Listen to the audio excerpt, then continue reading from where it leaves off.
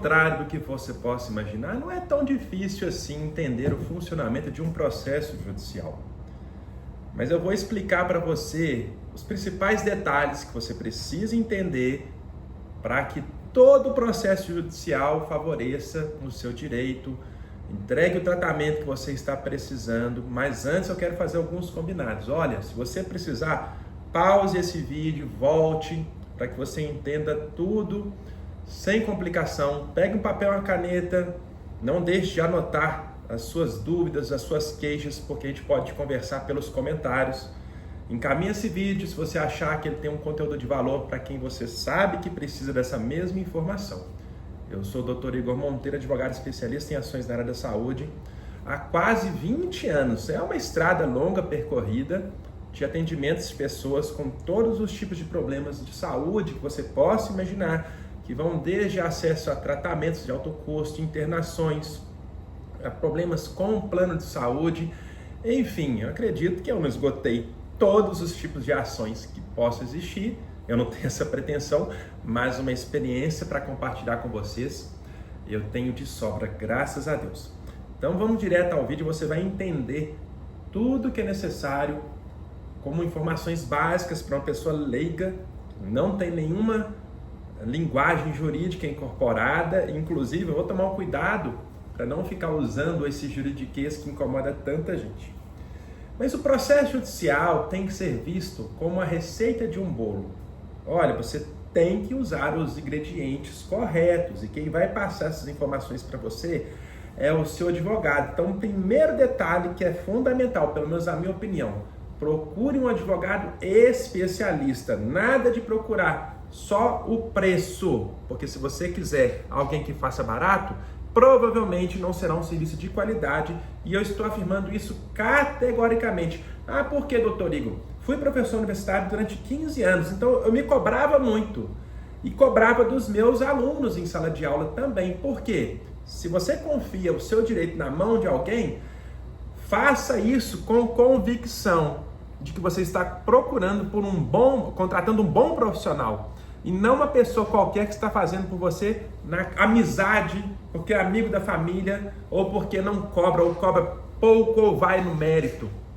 Não, o mesmo valor que você dá para aquele celular parcelado em várias vezes, para aquela televisão, para aquela geladeira, para a sua casa, é o que você tem que dar para o seu direito. Então, primeira informação fundamental, procure um advogado e saiba se ele é de fato especialista.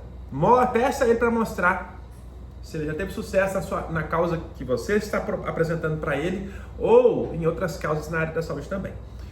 Dito isso, o seu advogado vai pedir para você algumas informações fundamentais para propor a ação, para entrar com a ação judiciária. Basicamente, nós estamos falando de um relatório médico, de qual o medicamento, qual o tratamento que você precisa, e se você tem condições ou não de pagar pelo tratamento ou comprar o medicamento com recursos próprios. Essas são as perguntas mais importantes no início de qualquer atendimento.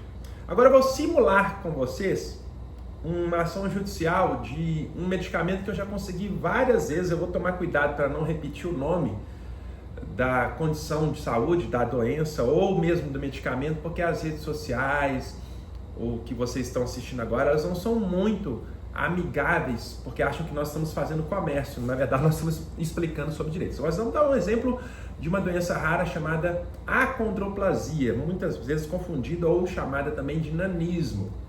Eu tenho várias ações judiciais batalhando para conseguir um tratamento através de um remédio de altíssimo custo chamado Voxzogo. Esse é o nome de comercialização desse medicamento. Ele custa atualmente R$100 mil, R$120 mil, dependendo do estado, que envolve custos de importação, tributação, o lucro da empresa que detém a tecnologia. Ele é considerado um medicamento órfão. Olha a informação técnica, o que significa isso? Só existe ele, por enquanto, para tratar essa doença, e não existe outro mais.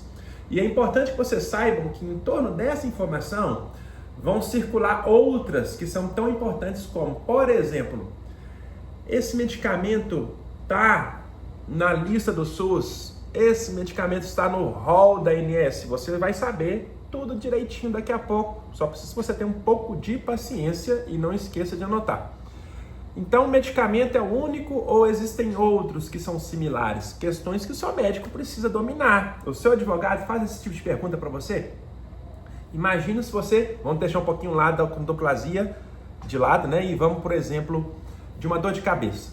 Você se automedica, em princípio, com uma aspirina. E eu não vou usar o nome técnico, tá? E a dor de cabeça não passou, continua. Você vai aumentando, em termos de importância, o medicamento que você está usando.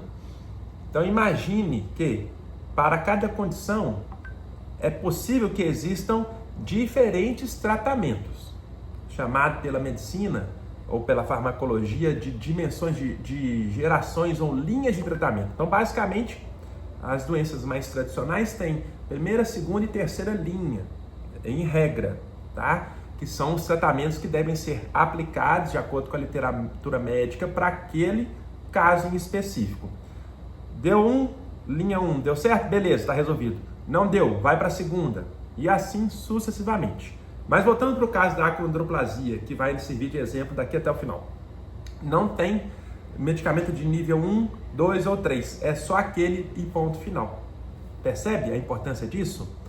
E aí vem uma batalha, por quê? Tem que ter registro na Anvisa, tem que estar previsto na lista do SUS, tem que estar coberto pelo rol da ANS. São os principais motivos que vão te levar a ingressar com uma ação na justiça. Por quê? Tendo plano de saúde ou sendo usuário do SUS, a luta é contra o custo, é contra o preço. E nós somos reféns, infelizmente, de uma indústria que cobra caro para cobrir um tratamento. E todos nós temos direitos de acesso à justiça para pleitear o medicamento, cada um de nós na via que é apropriada. Se você não tiver plano de saúde, você vai para o SUS e vice-versa. Mas o passo a passo, em algum momento, para entrar com ação contra o SUS ou contra o plano de saúde, é semelhante e em algum momento ele deixa características que são diferentes. Eu vou tomar o cuidado aqui de abordar essas características para você me entender. Então você foi para um advogado especialista, ele vai te pedir um relatório. E no relatório, o que o seu advogado espera? Ele espera uma leitura completa, com um histórico da sua condição de saúde. De preferência, você está sendo atendido por um médico especialista naquela área. Se você vai contra o SUS, a ação, o relatório, de preferência, tem que ser preenchido pelo médico credenciado ao SUS. E contra o plano de saúde, a mesma coisa. Doutor Igor, existem exceções? Naturalmente que sim. Fica para pergunta aqui nos comentários ou contato através do WhatsApp para que você esclareça outro tipo de dúvida. Então, para não perder o foco. Suponhamos que você tenha um relatório com 3 páginas mostrando tintim por tintim, detalhe por detalhe da sua condição de saúde, mostrando com apoio de outras áreas médicas também. No caso da acondroplasia, de via de regra, o médico especialista é o endocrinologista, ou um pediatra, ou um geneticista. Então você pode procurar qualquer um desses 3, no caso dessa condição, tá bom? Não sei da sua. E aí qualquer um deles pode emitir um laudo. Se os 3 emitirem um laudo e chegar na mesma conclusão, melhor ainda, porque o respaldo está fechado. E aí ele vai explicar quais são os seus sintomas, o que já foi feito, quais são as consequências da doença para o seu organismo, para a sua saúde, caso você não tenha acesso ao medicamento o mais rápido possível. E o detalhe, que ele faça a conclusão sugerindo o tratamento e dizendo que você tem necessidade de acessar o tratamento com urgência, sob pena de vários riscos e sequelas à sua saúde. Tem que existir essa linguagem aguda, incisiva mesmo, para convencer o juiz. Então você tem, vamos lá, repetindo passo a passo, eu vou fazer isso o tempo todo. Procurou um advogado especialista, tem um relatório de um médico que tem chancela para emitir, assinar o relatório e recomendar a receita. Você está preenchendo os requisitos. Aí o seu advogado vai para o segundo passo. Esse medicamento está registrado na Anvisa? Opa, beleza. De preferência, ele precisa ser registrado na Anvisa, que é o órgão que regula o mercado de medicamentos no Brasil dizendo, através de uma opinião técnica, que aquele medicamento se presta para a finalidade a qual ele está sendo indicada. Às vezes, um medicamento foi previsto, foi concebido, foi criado para tratar uma doença, mas com o tempo os médicos foram fazendo pesquisas e descobriram que ele também serve para tratar outro tipo de doença. E quando isso acontece, nós chamamos que é o tratamento off-label, ou fora da bula. É como se você pegasse uma Novalgina, que em princípio seria utilizada para tratar uma dor de cabeça, e usá-la para tratar uma congestão nasal.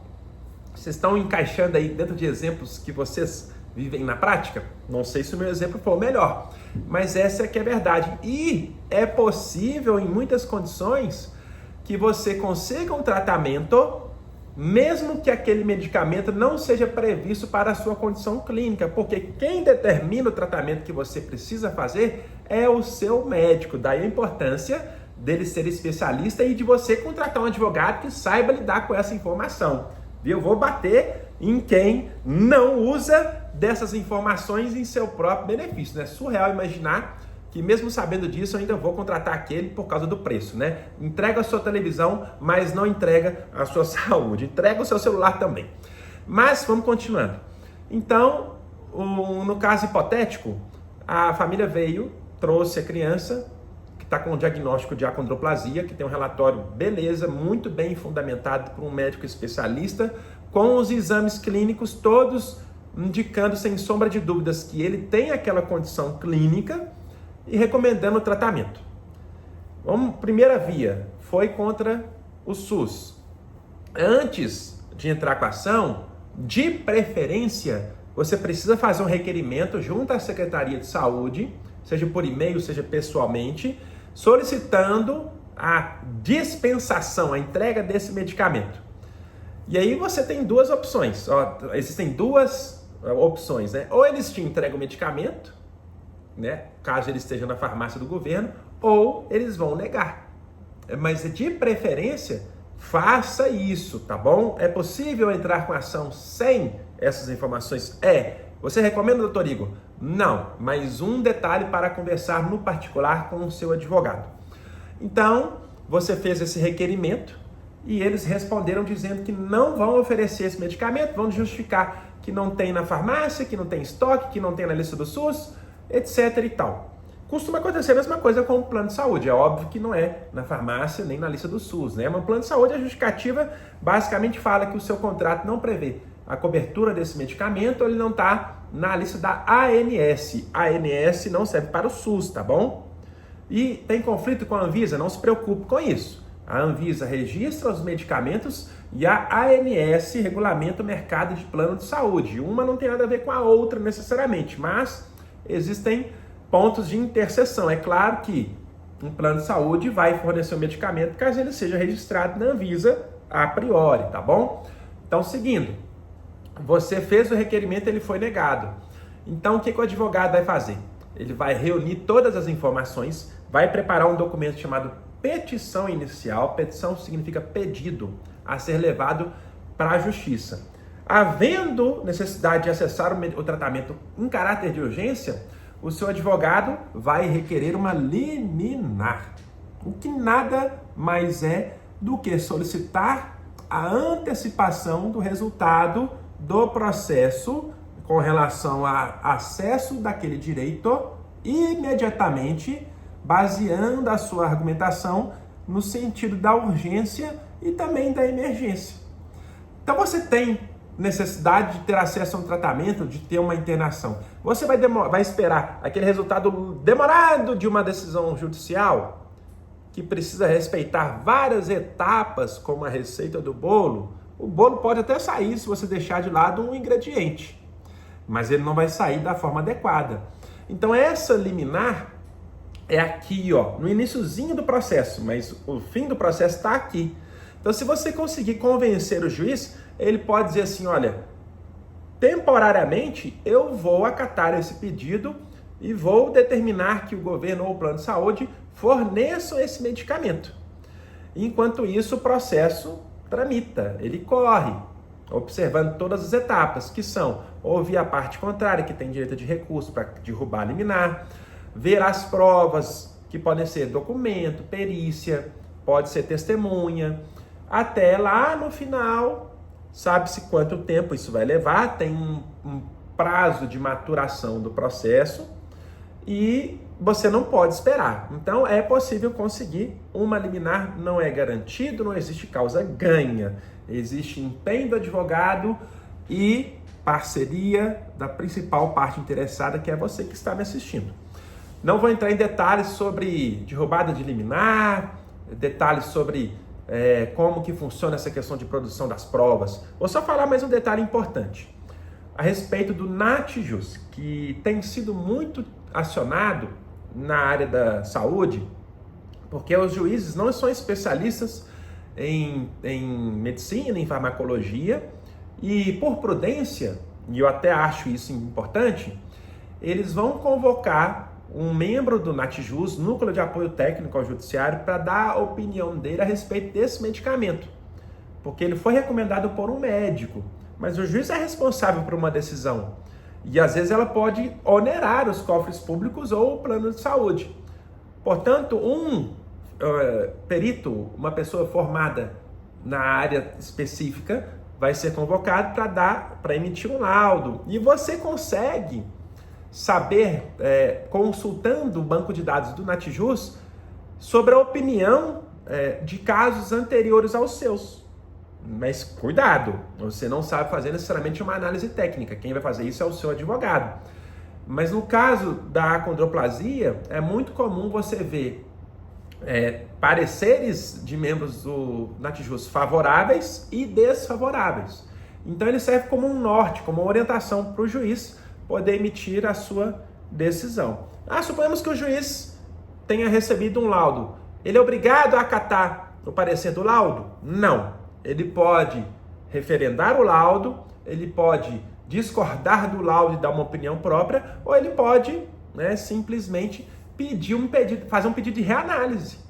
Tem opções diferentes que o juiz pode seguir, tá? Mas, via de regra, se é registrado na Anvisa, é provável que o juiz conceda esse medicamento. Tem casos que não são registrados na Anvisa, que não estão na lista do SUS também, que não estão no rol da ANS, que o juiz pode deferir, sabe? Mas o seu advogado é que vai saber lidar com essas informações, está vendo? Às vezes você contrata um criminalista e ele vai te prejudicar por não dominar essas informações. Você consegue entendê-las e questioná-las do seu advogado, questionar o trabalho do seu advogado. Se você quiser, se for do seu perfil, se afastar, se omitir, no bom sentido, ter dificuldades porque já está empenhado com um tratamento, tudo bem. Se você confia no seu advogado, deixa ele fazer o trabalho dele, porque eu tenho certeza que mesmo que ele não seja especialista, ele vai dar o melhor. Mas enfim, então são informações básicas sobre o funcionamento de um processo. Não estou definindo aqui curso de serviço, não estou definindo tempo que vai levar para você conseguir. Desconfie muito, inclusive, de profissionais que garantem sucesso e prometem tempo, porque estão apenas querendo fechar um contrato com você. Quando, na verdade, o mais importante é o seu direito. Então, se você tiver alguma dúvida para além disso, deixe aqui nos comentários ou procure um especialista. E mais um detalhe importantíssimo: não deixe de correr atrás dos seus direitos. Falou legal? Forte abraço, fiquem com Deus.